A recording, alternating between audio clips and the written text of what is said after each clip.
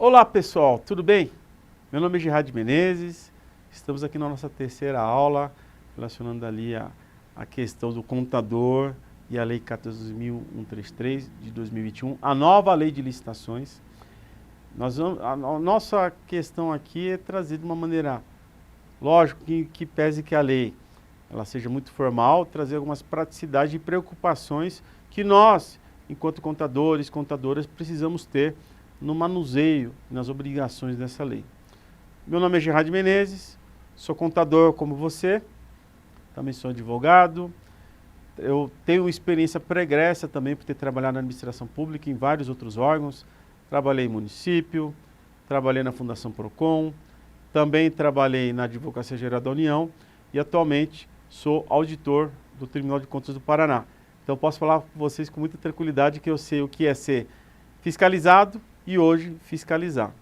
Então a gente tem essa interação para poder compreender e passar de uma forma que seja extemporânea, uma maneira prática as preocupações. Porque veja, é nosso papel enquanto contabilista também, nesse tipo de situação, como um órgão central que a administração necessita ter da contabilidade, as informações necessárias. Com relação à própria contabilização dos atos e fatos contábeis que redundam de contratos, pagamentos, coisas que o vale, inclusive da própria contratação de eventual fornecedor. Eu também tenho um livro, para quem quiser verificar, gratuito, basta você entrar no site do Tribunal de Contas do Paraná, Manual de Licitações. Mas professor, aquele Manual de Licitações, ele é da 14133? Não. Ele pega toda a legislação anterior, mas ela, o que a gente fazendo a breve leitura, ela é plenamente ainda aplicável ao conceito da 14.133. E é gratuito, tá bom, pessoal? Pois bem, nós falamos muito nas outras aulas sobre alguns preceitos e aqui a intenção é conversar com vocês muito a questão do pagamento, continuar falando com relação ao cronológico de pagamento. Nós vamos trazer exemplos do governo federal, nós vamos trazer algumas situações relacionadas ali ao que pode ou não pode fazer na visão do governo federal, que volta a frisar, é um bom condutor de exemplos no sentido da regulamentação da nova lei de licitações. Ah, mas você está vendo esse vídeo a primeira vez, você não assistiu a aula 1, não assistiu a aula 2, está assistindo só a aula 3. Professor, eu não tenho regulamentação. Eu posso utilizar uma outra regulamentação? A lei prevê, no caso, no artigo 187, que os estados, o Distrito Federal, os municípios, eles podem utilizar, sim, a regulamentação federal. Mas sabemos que muitos outros órgãos já acabaram regulamentando, né? A gente tem que tomar cuidado do seguinte, não precisa sair regulamentando tudo, mas regulamentar o que é necessário, tá? Inclusive, no órgão, no Tribunal de Contas do Paraná, eu fui o presidente, digamos, da comissão que regulamentou a nova lei de licitações dentro do Tribunal de Contas, porque o Tribunal de Contas não só fiscaliza, mas ele também contrata. Então nós tivemos que estudar as regras que deveriam ser atinentes. E na minha visão ali, enquanto conhecedor de licitações e contratos, verificamos que na prática não era necessário regulamentar tudo o que a lei previa. Porque a lei ela poderia ser auto-aplicável, eu poderia também beber da fonte do decreto estadual, que prevê a utilização do Tribunal de Contas como utilizador da regulamentação, poderia também prever a situação de utilizar algum regulamento federal. Então, aquela questão de ser eficiente e eficaz. Lembrando a diferença de um para outro. Eficácia, eu tenho uma meta. A meta que eu tenho que buscar é atingir um bom serviço público. No caso, enquanto eficiência, que seria a questão do custo versus benefício. Para que eu vou ter uma regulamentação tão grande se necessariamente eu não vou utilizar toda a regulamentação que seja necessária? Então é essa a interpretação, enquanto farol, digamos assim, de uma boa intenção que eu gostaria de repassar a vocês aqui através do nosso CRC Paraná, tá bom? A lei prevê, a 14.133, pagamentos parciais. Essa questão, assim, há muitos anos atrás, quando eu entrei na contabilidade pública, na administração pública, vinha aquela situação. Pagamento regra geral, eu só posso pagar posterior ao quê? A liquidação, que é aquela fase que existia, empenho, liquidação, pagamento. Mas a nova lei, ela também trouxe outros institutos. E a gente tem que lembrar o que aconteceu no período ali de 2021, 2020, 2022, que foi o período da pandemia. Vejam, no período da pandemia, o mundo viveu uma nova realidade. Nessa nova realidade, muitas situações aconteceram. Então imagine que o Brasil, ele precisava ter muitos insumos. Imagine que precisava comprar álcool em gel, precisava comprar máscara, luva e por aí vai. E, por exemplo, luva e máscara, você tem um produtor natural que vem normalmente da China, tá? No caso, os fornecedores que acabavam vendendo aqui para os nossos importadores. E a China tendo que fabricar isso para o mundo todo, imagine você, município, querendo contratar com o importador, abrindo uma licitação, logicamente, tá, pessoal? Aí você bata ali, olha, pessoal, é o seguinte, eu vou contratar com vocês, só que, ó, primeiro, eu vou empenhar, depois você vai me entregar, e aí depois eu te pago. E o mundo todo querendo comprar isso. Vocês acham que, basicamente, os exportadores viam isso com certa compreensão? Não, eles deram atenção para que, de fato, até pagavam antecipado. E aí tivemos que alterar a nossa legislação aqui no Brasil. E aí nós tivemos lá uma lei extemporânea para aquele período da pandemia, que previa a possibilidade de ser efetuado pagamento parcial, pagamento antecipado. Lógico que, como tudo, algumas empresas acabaram fazendo de maneira errônea, vendendo, vamos supor, tinham casos até de empresas que vendiam vinho e começaram a vender máquinas para hospitais, sem ter especialização para isso, sem ter o KNAI para isso. E também a situação de receber isso de forma antecipada e entregar o produto específico. Então, nós tivemos problemas, sim, não foi em todo o Brasil, logicamente, mas que ficou a lição do que poderia dar certo e que poderia dar errado naquele período, e a 14133 acabou incorporando isso também um pouco. Pois bem, se nós verificarmos o artigo 143, imagine que um fornecedor, ele entregou um material, ele executou um objeto, e que a administração pública é controverso. Olha, é controversa a dimensão do que você prometeu entregar, e está entregando, a questão da qualidade, a questão da quantidade.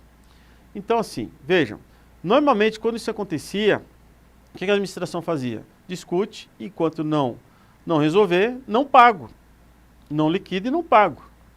Agora, no caso de controvérsia, a nova lei prevê o seguinte: se tem aquilo que as duas partes concordaram, aquela parte da execução do objeto, que as duas partes concordaram, aquilo vai ser liberado para ser pago. Agora, aquela parte que está controvérsia, aí sim ela vai ser discutida. Então, é possível efetuar um pagamento parcial. Nesta hipótese, que tem que ter ampla defesa e contraditório, inclusive, para o fornecedor. E aí vem o professor Marçal nos explicar isso, tá? Abram aspas. Não versar sobre inadimplemento absoluto do contrato e o defeito apontado for apto a acarretar a rejeição da prestação em sua integralidade. Então vejam, fecha aspas. Agora sim, vejam. Não é porque eu tive uma situação relacionada a uma parte daquela execução que eu vou deixar de efetuar o pagamento. Agora, tem casos e casos, né? Imagine que eu tenho um objeto que não é possível fracionar. Então, vamos pensar assim, um veículo. O veículo deu problema. Uma máquina deu problema. Como é que eu vou citar uma máquina que um recipiente daquela máquina, um instrumento daquela máquina, ela não me dá a possibilidade de utilização daquele produto? Aí sim, a questão controversa é do produto basicamente todo, entendeu? Então, muito cuidado com isso. Abre aspas novamente, professor Marçal.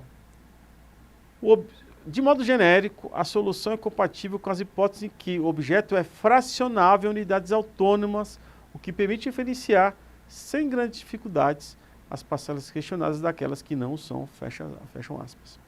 Então, logicamente, imagine que eu tenha uma entrega quantitativa de 10 produtos. E ali eu vi que 8 produtos estão ok e 2 não.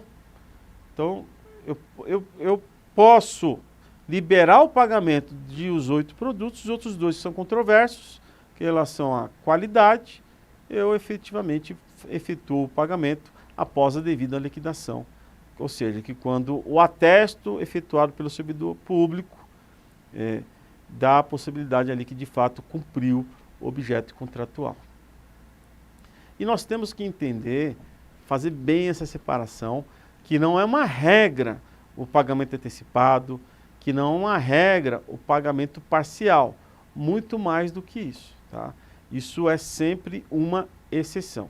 Porque regra geral, quando nós vamos lá, beber da fonte da lei, 14133, artigo 145, não é permitido pagamento, vou listar para vocês, antecipado, parcial, o total relativo a, digamos, as parcelas contratuais. Então, vejam, não é permitido o pagamento antecipado, mas aí vem a exceção. Parágrafo 1º. Antecipação do pagamento será permitido se eu conseguir identificar uma economia de recurso com relação a isso, ou uma condição indispensável para a obtenção do bem ou para a prestação do serviço. E essa hipótese tem que estar justificada na licitação e prevista também no edital e no instrumento de contratação. No caso da pandemia, isso de fato aconteceu, porque assim, os fornecedores chineses não vendiam mais aos importadores brasileiros, que seriam nossos fornecedores. Por quê? Não, você tem que me pagar primeiro. No caso, o Brasil quer comprar da China, então você paga primeiro e eu te encaminho depois. Hipoteticamente, o Brasil hipoteticamente, aconteceu isso mesmo naquela época, o Brasil teve que liberar o pagamento antecipado. Volto a frisar, infelizmente nós tivemos fornecedores que acabaram usufruindo isso de uma maneira errônea, não muito legal com o que deveria ter sido acontecido, mas foram pequenas exceções. E essas pequenas exceções é que causam preocupações a nós contadores aqui, no sentido que, se eu tenho reiterado o pagamento antecipado, isso é algo que o controle interno, no caso da administração pública, e o controle externo vão verificar. Tá? A regra não é pagamento antecipado, a não ser que eu demonstre que é indispensável essa situação e que eu possa ter ali uma economia de recursos para isso. Tá bom? Isso tudo, né? Como é um princípio, né? Um princípio constitucional chamado motivação, que está lá no artigo 37 da Constituição Federal. Mas nessa situação, imagine que o seu órgão considerou que não, de fato, olha, eu preciso pagar antecipado, vai ter uma economia de recurso, ou é uma condição indispensável, eu preciso fazer isso. Pois bem, é possível a administração exigir uma garantia adicional. E essa garantia adicional, quem vai fazer o registro e o controle disso é a contabilidade. Vai estar registrado lá, a gente podia dizer antigamente como ativo compensado e passivo compensado, né? Mas as nossas regras do STN são atinentes a isso. Caso o objeto não seja executado no prazo contratual, aí o valor antecipado deve ser devolvido. Esse é o problema. Porque se você tem, isso que eu acabei de discorrer para vocês é o parágrafo 3º, tá? Do artigo 145. Se você não tem uma certeza daquele fornecedor, você verificou o histórico dele, você viu que o teu procurador jurídico fez uma pesquisa, viu que teve problemas com outros órgãos, outros municípios, olha, é bom nós solicitarmos aqui uma garantia adicional. Se isso for possível, já elimina o problema, né, de você ter situações que de repente ele receba, não entregue e a administração fica com prejuízo, e mais do que isso, tem que abrir procedimento de responsabilização. E considerando tudo isso, mesmo o objeto não sendo executado, ele deve ser devolvido com correção monetária, inclusive. Tá? Então, mas o que nós temos que compreender é regra geral. Regra geral permite É permitido antecipar pagamento? Regra geral, não. Mas a exceção, se eu conseguir demonstrar na minha praticidade que de fato eu vou ter economia de recursos fazendo isso, vai ter que justificar, vai ter que motivar, é uma condição indispensável. Então essa situação tem que estar relacionada tanto no edital quanto no instrumento formal de contratação direta. Ok? Bom, eu queria trazer para vocês, na aula 2, nós falamos sobre ordem cronológica de pagamento. Só que a 14133, como muitos instrumentos da nova lei, ela não trouxe, digamos, uma exemplificação, ela não trouxe bem o contexto que poderia acontecer. Isso gera dúvidas. E quando eu tenho dúvidas, eu tenho o quê? Regulamentação. Então, nós temos a Instrução Normativa SEGES, número 77 de 2022, que dispõe sobre a observância da ordem cronológica de pagamento, no caso de fornecimento de bens, locações, prestação de serviços e realização de obras, no caso da administração pública federal, autárquica e fundacional. O que está dizendo aqui é tudo, né, pessoal? Para todo tipo de contratação. Professor, eu não tenho regulamentação e eu gostaria de utilizar essa IN. É possível? No caso da Instrução Normativa 77? Sim, é possível. Volto a frisar, artigo 187 da 14133. Tá bom? Aí vamos lá. Artigo 5º da nossa IN 77 prevê que nos contratos de prestação de serviço com dedicação de dedicação exclusiva de mão de obra, eu tenho trabalhadores que ficam aqui de segunda a sexta-feira. Professor, qual que é a diferenciação? Serviço contínuo, dedicação de mão exclusiva, mão de obra exclusiva e aquele serviço contínuo comum. Imagine que você tem um contrato de telefone, uma empresa de telefonia. Contrato de telefonia, serviço contínuo. Você tem alguém lá, uma pessoa física, prestando serviço para você diretamente? Não. Você está utilizando o serviço que está sendo colocado à disposição, que é o uso da telefonia. Agora, você tem um serviço de limpeza no seu órgão, que você vê lá o Girardi, o João, a Maria, exercendo aquela prestação de serviço em nome da empresa. Aí a mão de obra é exclusiva apenas para a sua entidade, no caso, a sua administração. Tá? Nesse caso, tá? Se eu tiver um problema de irregularidade no pagamento de verba trabalhista, previdenciária ou fundo de garantia, não afeta a ordem cronológica do pagamento. A unidade ela deve deduzir parte do pagamento. Vamos pensar o seguinte. Hipoteticamente, imagine que você tem uma empresa que presta um serviço de limpeza, tá? Que é um serviço com dedicação exclusiva de mão de obra. Aí nessa situação, você notou que ela não pagou o salário do mês há 2 meses atrás. Então tem problema. O que pode ser feito é, você prioritariamente nessa situação, paga os empregados, o valor líquido deles, e você vai pagar o que exceder a isso, a diferenciação disso ao próprio fornecedor. Então, a IN 77, ela traz essa solução, dizendo o seguinte, olha, em que você empresa, prestou serviço, mas eu notei aqui que você não pagou os seus empregados. E aí nós sabemos que tem uma lei geral, chamada assim, quem paga mal uma vez, paga 2. Se tem alguém que trabalhou, não recebeu, ele vai buscar quem? Ele vai buscar um homem da capa preta. Com todo o respeito à palavra, não é o Batman, tá, pessoal? Nós estamos falando aqui, o juiz, TRT, trabalhista, vai buscar seus direitos. E assim, é muito comum você ter, digamos lá, uma decisão trabalhista que manda sequestrar alguma verba que a empresa tenha, que pode ser a verba que você, enquanto administração pública, está pagando ali para o fornecedor. Então, nesse sentido, para que você não tenha esse problema, porque, veja, o fato de você pagar para o fornecedor e o fato de amanhã você receber uma condenação trabalhista porque você não fiscalizou bem o fornecedor, você vai acabar pagando 2 vezes, porque você pagou a empresa e estava incluso o valor do empregado e você vai pagar a condenação trabalhista que você já tinha pagado isso anteriormente. Pagou 2 vezes o mesmo fato gerador.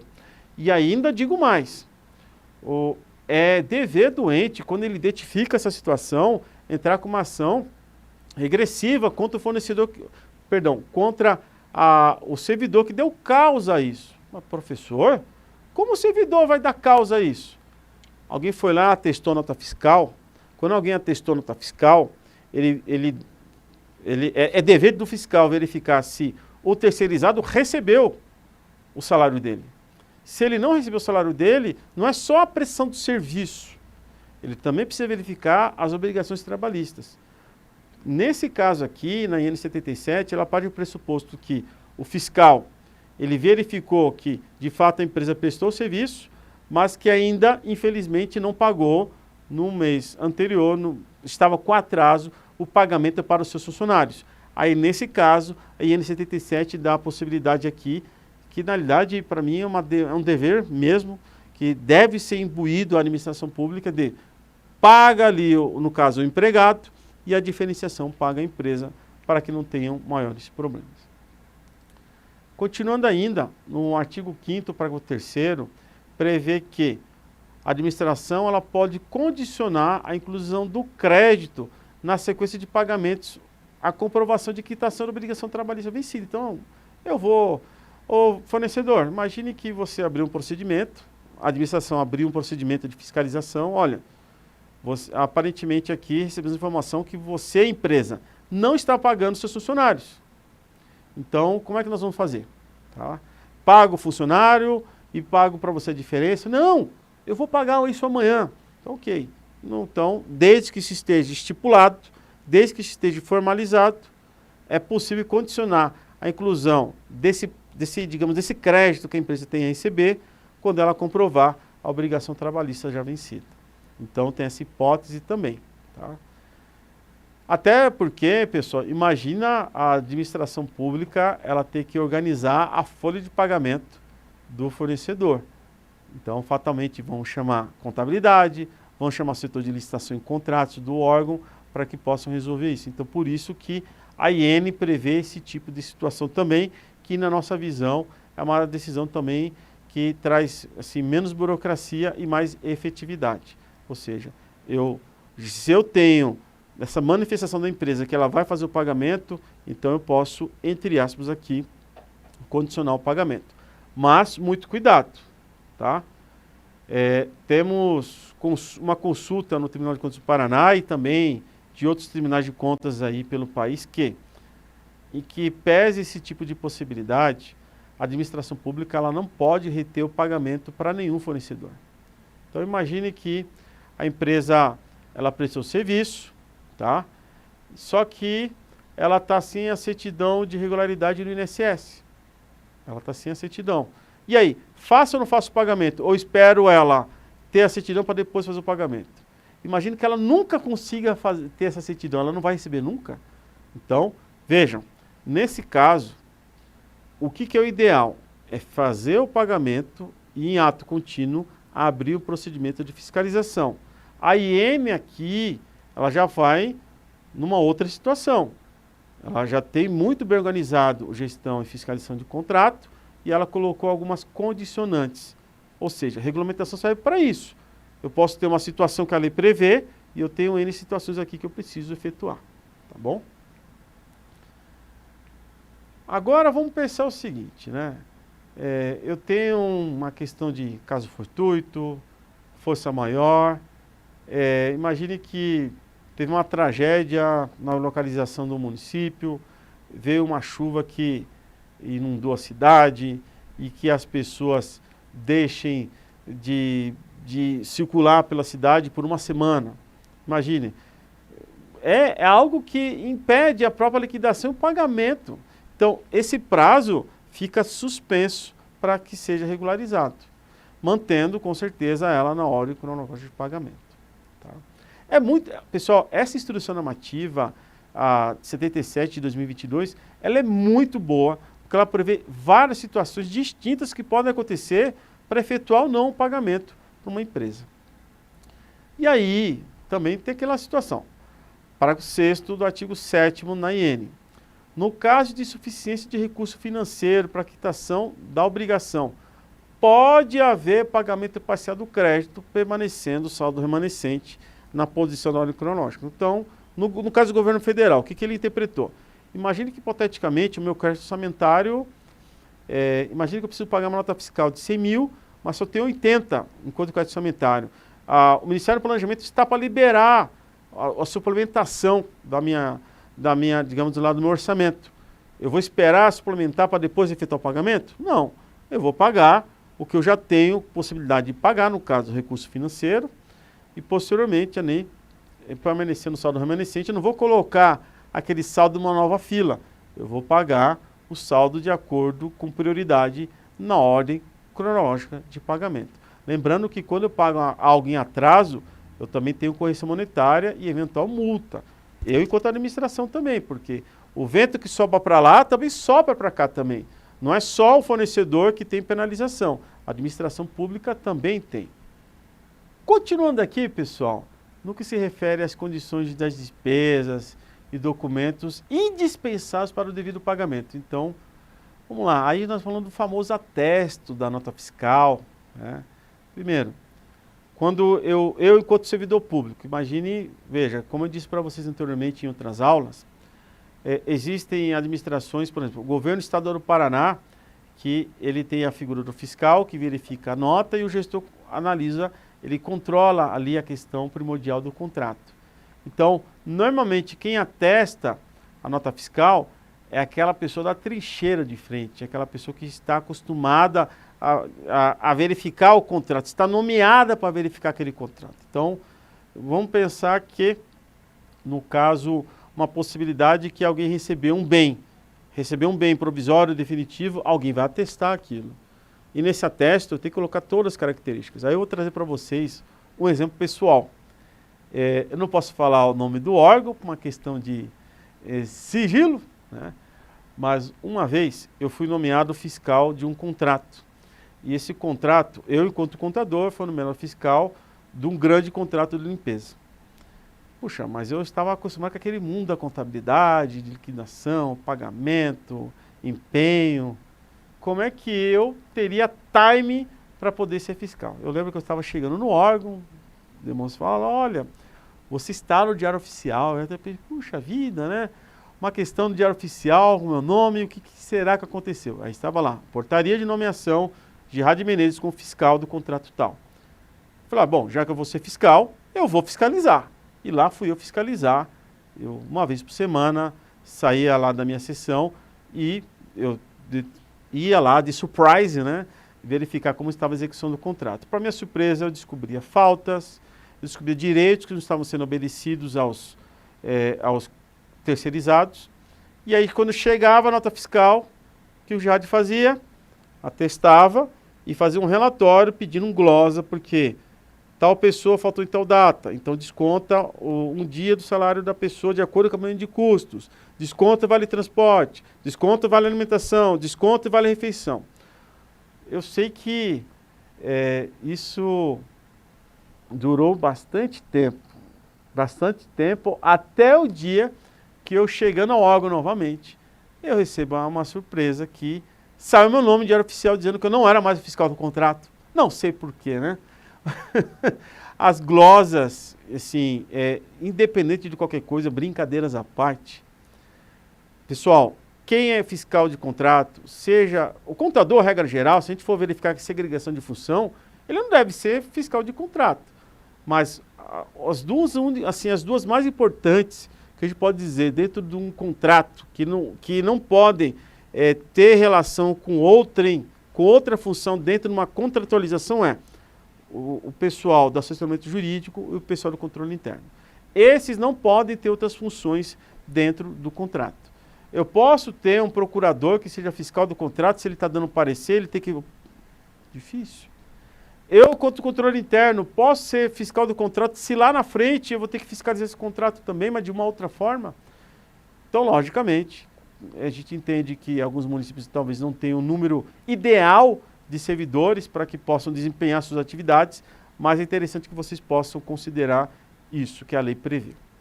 Então, voltando aqui, então quando você é servidor público, ou você é contador, o que você vai avaliar no atesto de uma nota fiscal? Qual a quantidade e a qualidade? O atesto deixou isso claro? qual que é a data? Cuidado, que tem a data Nostradamus, né? O que é a data Nostradamus? Coloca uma data que foi anterior à data de emissão da nota fiscal. A gente já verificou isso já na Suécia. Tá? Muito cuidado com isso. Identificação do servidor, assinatura, nome completo, qual que é a função da pessoa. Normalmente aquilo vem no documento que está na própria fatura, na própria nota fiscal ou num sistema próprio. No Tribunal de Contas nós temos instrução de serviço que regulamenta isso internamente, tá ok? Pois bem, dentro de uma evolução contratual, o que nós precisamos verificar, o que é? Nós temos o Painel Nacional de Compras Públicas, que prevê, dentre outras funcionalidades, que é necessário o cadastro do atesto da nota fiscal. Muito importante que se verifique que esse tipo de situação não vai estar apenas e tão somente na contabilidade, mas também no sistema externo que o painel de compras, o Portal Nacional de Compras Públicas prevê, que é obrigação. Tá bom, professor. E com relação à liquidação e pagamento, existe alguma regra para isso? Volto a frisar, tá? Aí nós vamos ter que beber de muitas legislações para isso. Se a gente for verificar o artigo 146 da 14133, prevê o seguinte: no ato de liquidação da despesa, os serviços de contabilidade vão comunicar aos órgãos da administração tributária as características das despesas e os valores pagos, de acordo com o quê? Com o artigo 63 da Lei 4.320, a nossa famosa lei que prevê ali a questão do nosso direito financeiro. E aí vamos beber da fonte da Lei 4.320. Lá no artigo 63, prevê o seguinte, que a liquidação da despesa verifica a origem do que vai ser pago, a importância exata e a quem se deve pagar a importância para extinguir a obrigação. E ainda continuando nesse tipo de situação, o que vai ter por base? Contrato, nota de empenho, os comprovantes de entrega. Então, por isso que tem aquela questão provisória e definitiva da definição de uma execução do objeto contratual. Mas, vamos pensar agora em regulamentação. Você falou da lei, você falou de duas leis, professor. Você falou da nova lei de licitação, falou da 4.320 e a regulamentação.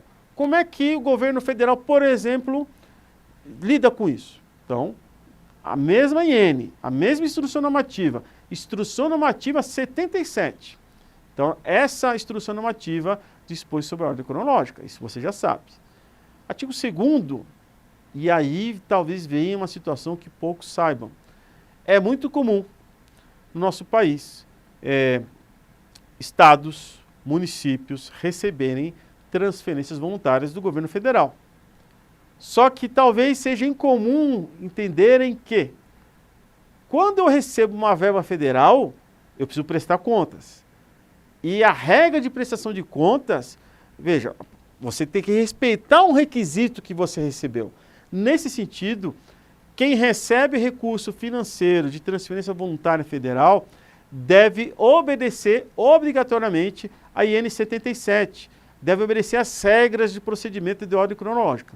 Então imagina o seguinte, professor, eu não tenho regulamentação interna com relação à ordem cronológica de pagamento, mas recebo transferência voluntária federal. Eu tenho a opção de respeitar ou ter obrigação.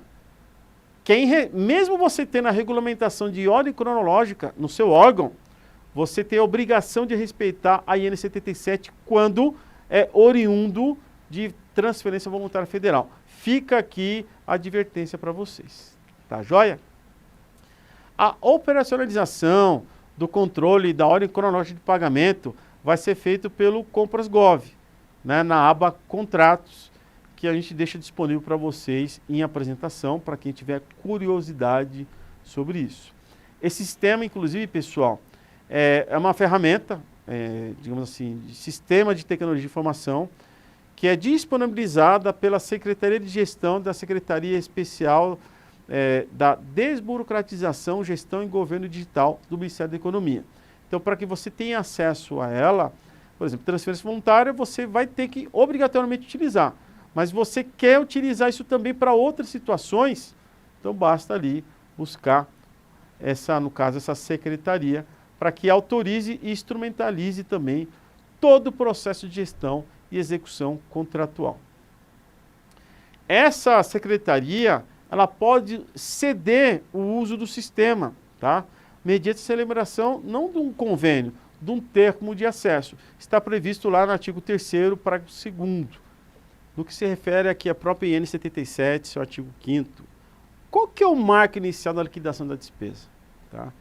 Regra bem interessante que o governo federal nos traz através dessa instrução normativa, porque, como nós sabemos, né, a liquidação da despesa é o segundo estágio da despesa pública. Né? E está lá, na 4.320, disciplinando bem como seria isso.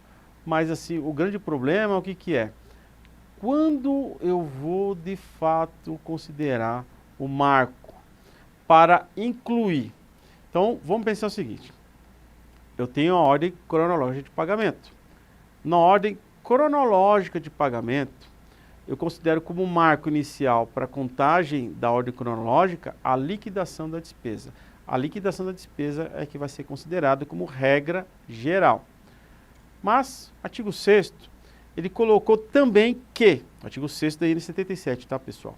Que os prazos para liquidação e pagamento são cláusulas necessárias. Então, quando nós deixamos claro para quem vai ser nosso fornecedor, o prazo de, digamos, depois do atesto, o prazo de liquidação, quando é que vai existir o pagamento, são situações que ele deve ter como segurança jurídica dele próprio também. Mas, professor, no contrato, onde está descrito que o pagamento, as certidões negativas do Fundo de Garantia, da certidão municipal, de débitos, da certidão de débitos federais, devem ser apresentadas? Aí, vamos lá no artigo 92. A obrigação do contratado manter durante toda a execução do contrato todas as condições exigidas na habilitação. Porque quando ele participou da licitação, se ele apresentou todas as certidões, tudo certo. E na execução, é necessário também que ele continue apresentando todas as certidões, mês a mês, semestre a semestre, ano a ano, enquanto durar a contratação. Mas, professor, eu posso negar o pagamento, então? Veja, ele não me entregou a CND, não me entregou a certidão negativa de débito, nem a certidão positiva com efeito negativa. Posso ou não posso? Não, não é possível, tá?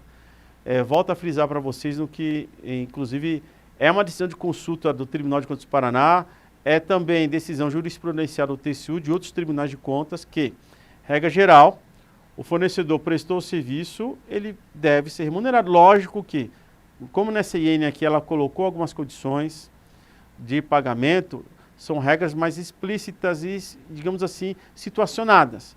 Agora, imagine hipoteticamente, vou trazer um exemplo. Eu tenho um contrato de vigilância com o fornecedor, eu, administração pública, com o fornecedor. O fornecedor, ele tinha todas as certidões e a partir de determinado mês parou de ter. Só que o que o fiscal faz? O fiscal, ele vai lá e atesta, o serviço foi feito. Só que era dever do fiscal também verificar essa questão do atesto para chegar na contabilidade de uma forma bem consubstanciada com toda a documentação que os empregados receberam anteriormente em dia, que as certidões também estavam em dia. Então, o contrato não é só a verificação formal da documentação, mas que tem todo o conjunto de obrigações que devem ser obedecidas. Mas nesse caso aqui, imagine que o fiscal de fato, olha, tudo ok, serviço feito, pagamento pago sim para os seus empregados terceirizados, só que está sem certidão. E mandou para a contabilidade. A contabilidade vai contabilizar a liquidação? Regra geral? Sim, vai contabilizar.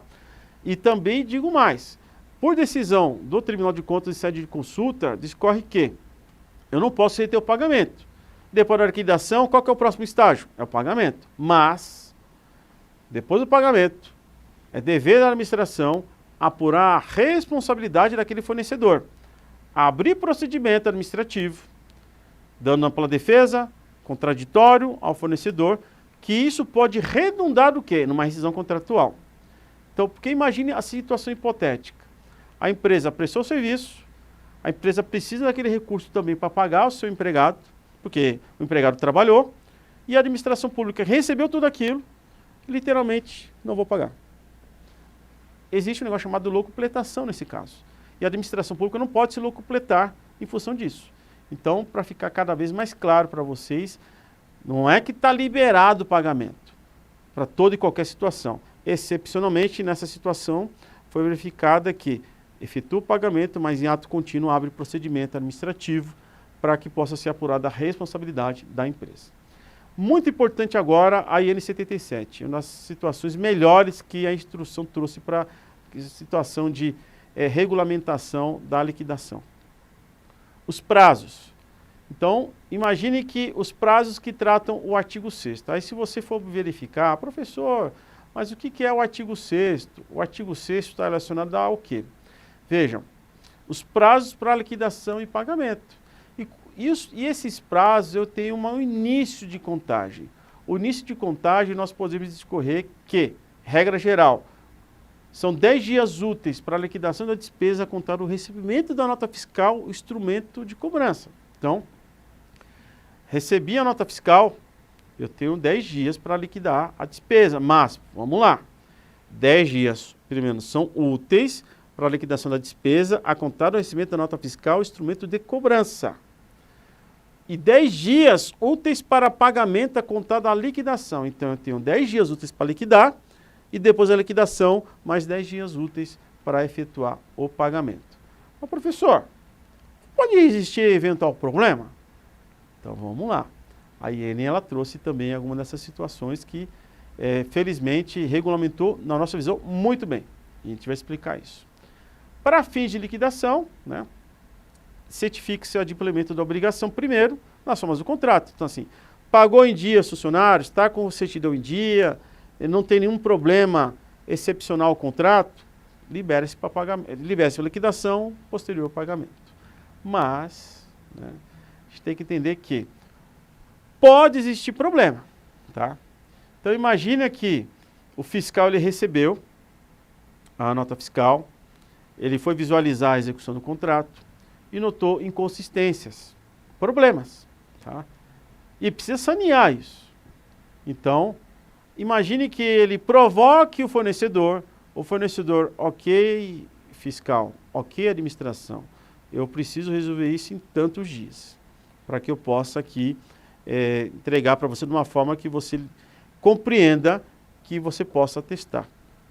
O prazo dessa solução, nesse caso, que o contratado vai discutir com relação a solução que é necessário para que o fiscal sinta-se plenamente à vontade para poder atestar a nota fiscal, não vai ser computado para os fins do que nós discorremos lá dos 10 dias do recebimento da nota fiscal. Porque receber a nota fiscal, 10 dias úteis, o fiscal deve, no caso, se for ele o nomeado, né, os 10 dias ele deve atestar a nota fiscal, posteriormente da liquidação vem o pagamento. Liquidação, deixando bem claro que é a contabilidade que normalmente faz esse tipo de lançamento. Eu considero que isso aqui, de fato, que vejam, porque senão era muito fácil. Eu tenho lá a previsão, que a IN dá, de 10 dias, né, para liquidar a despesa, depois receber a nota, e 10 dias depois da liquidação para fazer o pagamento. Imagine quando eu tenho um problema, aí fica muito cômodo para o fornecedor. Então, quando você tem uma discussão, a empresa ela vai tentar sanear essa situação, aí aquilo não vai ser computado para aqueles 10 dias. Então, a gente pode entender que seria uma suspensão para ser, no mínimo, razoável aqui com vocês, tá bom? Para os prazos que não ultrapassem o limite do artigo 75, né, por exemplo, serviço e contrato, vamos imaginar que eu tenho contratações de despesas que não ultrapassem os limites da dispensa, do artigo 75.1 e 75.2, serão reduzidos pela metade, tá? Então, se eu tenho 10 dias, podem ser 5 dias, tá? No caso, não é que podem, fazendo até uma inadvertência aqui minha, devem ser reduzidos pela metade, no caso do governo federal. No caso que pode ser excepcionalmente, imagine que excepcionalmente aconteceu alguma problemática, pode ser prorrogado, mas isso tem que estar consubstanciado no procedimento lá do pagamento, por igual período, e tem que ser justificado pela administração. E o prazo para a solução dessa, digamos, da inconsistência, voltando a frisar, não vai ser computado para fins que se tratam ali a questão dos 10 dias úteis, ok? Bom, o artigo 8º da IN 77 traz que, previamente ao pagamento, a administração vai verificar a manutenção, isso bem tranquilo, coisa que vocês sempre fizeram na contabilidade. As eventuais perdas das condições não vão ensejar a retenção do pagamento da administração. Verificado, logicamente, né, irregularidades, uma situação, de repente você descobriu uma irregularidade, você vai sempre notificar o fornecedor. Cuidado com aquela conversa de WhatsApp, que eventualmente é encaminhada para alguém e a pessoa não confirma o recebimento. Ou um e-mail que a pessoa diz que não recebeu, mas que você não tem a prova que recebeu. Lógico que também tem aquela questão da fé pública que o fornecedor tem. Olha, eu mandei mensagem por e-mail, imagine que hipoteticamente isso seja possível pelo contrato que a empresa tenha com vocês, tá? Imagine que hipoteticamente você tentou de todas as formas e aí verbalmente ele sabe que recebeu, ele falou para você que recebeu, mas disse que não ia cientificar. Aí é a questão da fé pública que o fiscal vai ter de colar isso ao papel e descrever que entrei em contato por telefone na hora tal, encaminhei, até porque já tinha encaminhado isso anteriormente, via outros meios, ele já está cientificado. Então, quando de fato você tem a certeza que ele cientificou, mesmo que ele não deixe isso de maneira formal, basta você, com a tua fé pública, deixar isso claro no procedimento de pagamento, no caso do processo administrativo. Continuando essa regularidade, até em função daquela consulta, né, isso guarda muita pertinência, vocês verem, né? Uma decisão, uma consulta do Tribunal de Contas do Paraná, ele também está em consonância também com outras situações. Por exemplo, aqui na CIN Federal, quando eu tenho uma irregularidade, com uma certidão, por exemplo, ela pode culminar uma rescisão contratual, logicamente, né? Estou dando um exemplo aqui hipotético, com ampla defesa e contraditório. E o parágrafo 4º do artigo 8º da IN 77 prevê que é possível a retenção de créditos do contrato até o limite dos prejuízos que eventualmente o fornecedor tem. Imagine que ele prestou um serviço que o fiscal consegue consignar qual seria aquele prejuízo em valores para a administração. Então é possível ali reter esse valor. No caso, pessoal, ressalvado todas as situações que nós temos na nova lei de licitação, na 14133, o contratado tem direito de extinção do contrato quando ele tem uma hipótese de atraso superior para ele de 2 meses. Imagine que está tudo certo, ele não tem nenhum problema, mas mesmo assim a administração pública está atrasando o pagamento para ele. Então, ele tem a possibilidade de solicitar a extinção do contrato, é um direito dele. Só que isso tem que ser após a emissão da nota fiscal ou do instrumento de cobrança equivalente que ele tem encaminhado para a administração pública. Ah, professor, você falou de bastante coisa aí, mas e a responsabilidade? Tem responsabilidade também pela não obediência da ordem cronológica de pagamento? Sim. E essa responsabilidade é muito grande, tá? Essa inobservância, ela, como eu disse anteriormente, ela tem que ser apurada a responsabilidade do agente responsável. Porque o agente responsável aqui é o contador?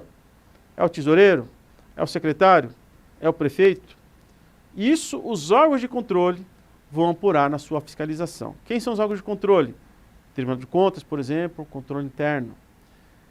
E aí, nós temos aqui uma chamada pancada que a lei traz ao mal pagador, como diz o outro. Vamos lá. Artigo 141 da nova lei de licitação. Deixamos claro, parágrafo 2º, que a inobservância motivada da ordem cronológica tem que haver a responsabilização do agente responsável. Isso a gente já tinha dito anteriormente, mas o que mais eu tenho além disso?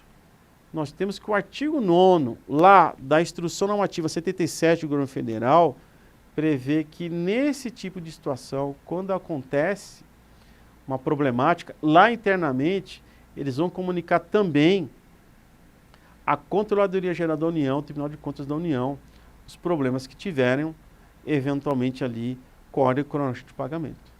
Então o governo federal, ele já tem isso.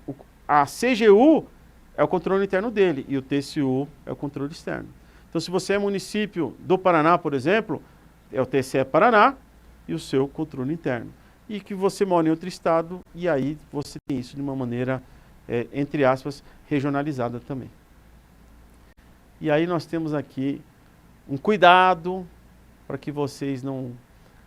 Para quem seja o agente responsável pelo pagamento em atraso.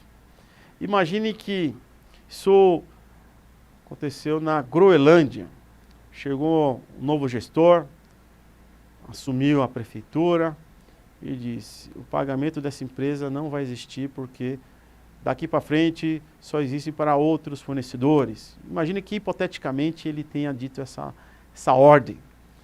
Para esse tipo de situação, Código Penal, alteração da 14133. Admitir, possibilitar da causa de pagar com fatura, nota fiscal, com preterição da ordem cronológica, reclusão de 4 a 8 anos de multa. 4 a 8 anos de multa não é penalidade que eu vou cumprir em liberdade. Então, de fato, aqui o Código Penal, nessa situação aqui, é muito pesado para quem pensa que isso aqui é só um problema administrativo. Logicamente, quando os órgãos de controle verificam uma situação dessa, os órgãos de controle não vão mandar prender, longe disso, até porque não tem nem competência para isso. Mas vão comunicar a quem de direito, como o Ministério Público, por exemplo. Tá bom? Pessoal, esses foram os nossos 3 vídeos que nós gravamos com vocês. Foi uma honra estar aqui. Agradeço ao nosso CRC Paraná pela oportunidade de poder discorrer com vocês assuntos tão problemáticos e tão necessários de interpretação junto a você, contador, contadora e estudante também de ciências contábeis. Até a próxima, pessoal. Obrigado.